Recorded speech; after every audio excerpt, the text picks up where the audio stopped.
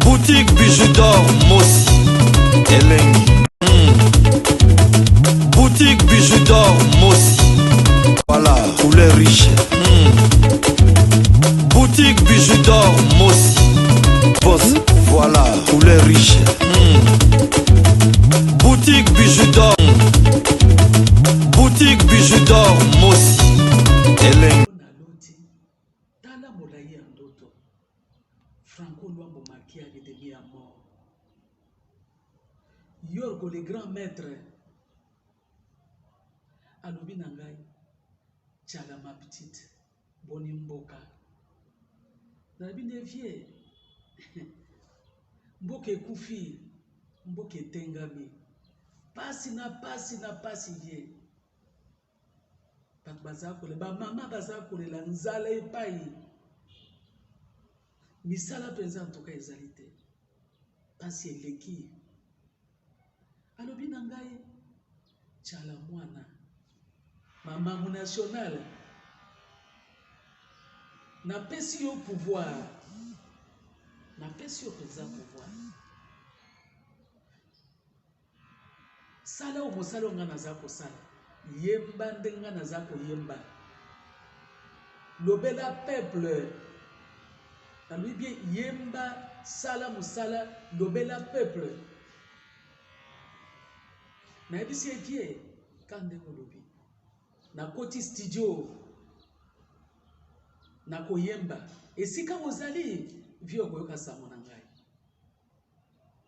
Okoyoka vraiment sango na ngai. En tout cas, à compter de maintenant là, naza déjà na kati ya studio. Naza koyemba nzembo. Nazo sala nzembo ya makasi. Na chema ina monoko te. O nyoso na yembi o na koyemba o boko yoka na kati. En tout cas botu na ngai te. Botu na longa. Boka voyager mingi libanda pour la diplomatie pour plusieurs raisons, tant mieux. Yondo yebi ba raison à ba voyage, je ne peux pas entrer dedans. Mais je vous demande également, messieurs les chefs de l'État, na mbujimai bazaro zelayo, mbujimai. Na mwenedi tunanganda jika, na mbandaka na bikoro bazaro zelayo. Na otuwele na durba. Est-ce que yebi ke lobi na durba babomaki bato? Chef de l'État, lobi na durba babomaki bato.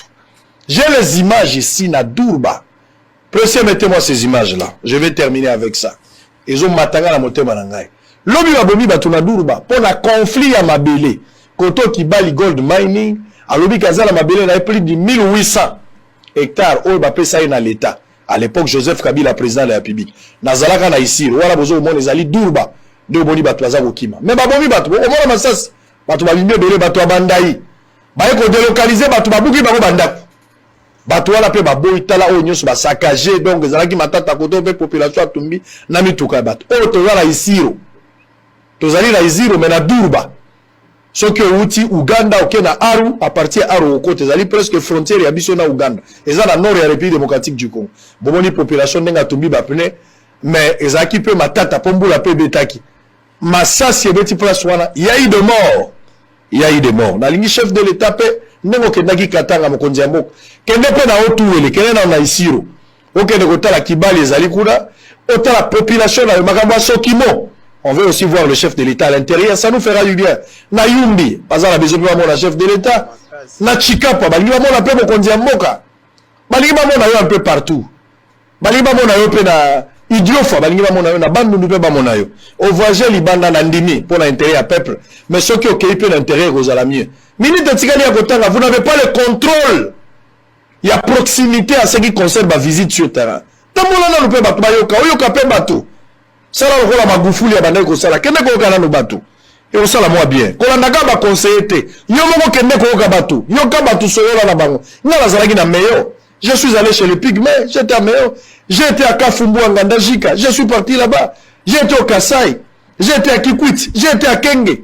Nazalaki na Ituri, Nazokende Bunya. J'ai été à Goma, j'ai été un peu partout. Est-ce que vous ne pouvez pas vous rendre sur place? On a besoin de vous, chef de l'État, à l'intérieur. Et rendez-vous là-bas. Comprendre Yomoko. Je pense que ça fera du bien. ba ministre ya IDPS basali biso soni bokozonga na bino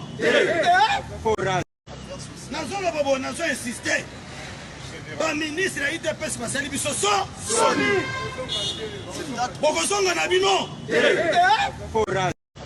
nazoloba bo nazo insiste ba ministre ya IDPS basali biso soni bokozonga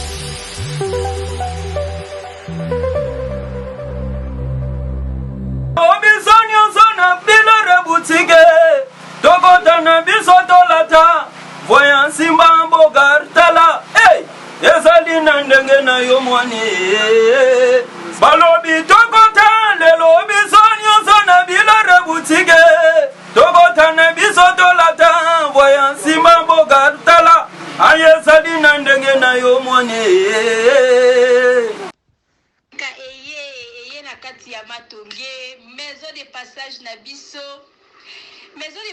biso ya ngoyo maison de passage na biso ezana ba climatiseur ezali climatisé maison de passage na biso ezana matonge na Irebu A37 maison de passage na biso tozana ba appartement où ezali ya 2 chambres salon cuisine.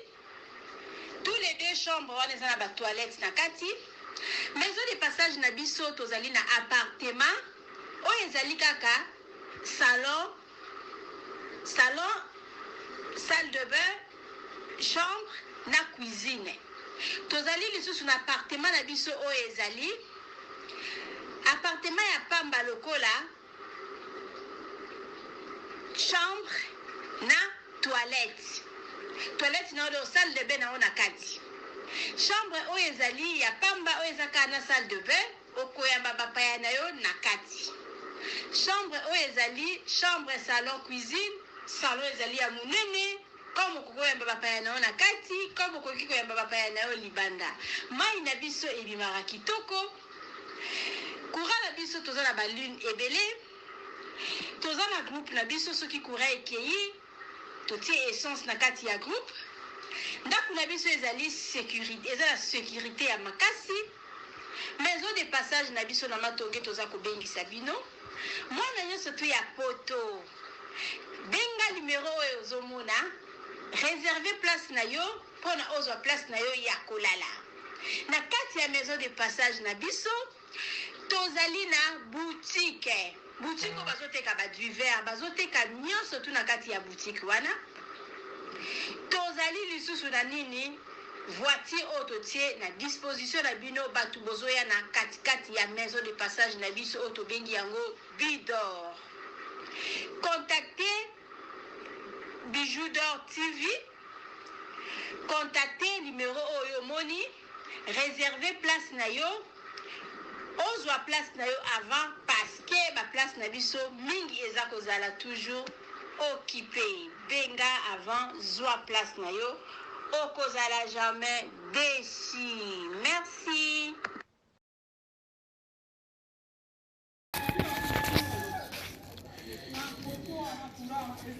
Salut, j'espère que vous allez bien. En fait, c'est plus pour les diasporas. C'est donc qui veulent passer leur séjour ici à Kinshasa. Alors pour tous vos déplacements, il y a une voiture à louer qui est là, marque Hyundai. La voiture elle est confortable, donc climatisée et tout. Donc la voiture répond vraiment aux normes.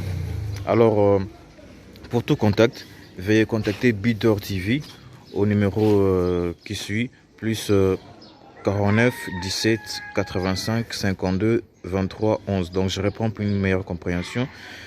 Plus 49 17 85 52 23 11. Donc la voiture elle est là, marque Hyundai. Donc voilà. Donc ici nous sommes à Kinshasa. Donc pour tous les diasporas, pendant tous vos séjours à Kinshasa, voilà la voiture elle est là pour vos déplacements et tout. Donc partout où vous voulez y aller, la voiture elle est là. Donc vraiment, veuillez contacter Bidor TV et vous ne serez pas déçus. Merci et bye.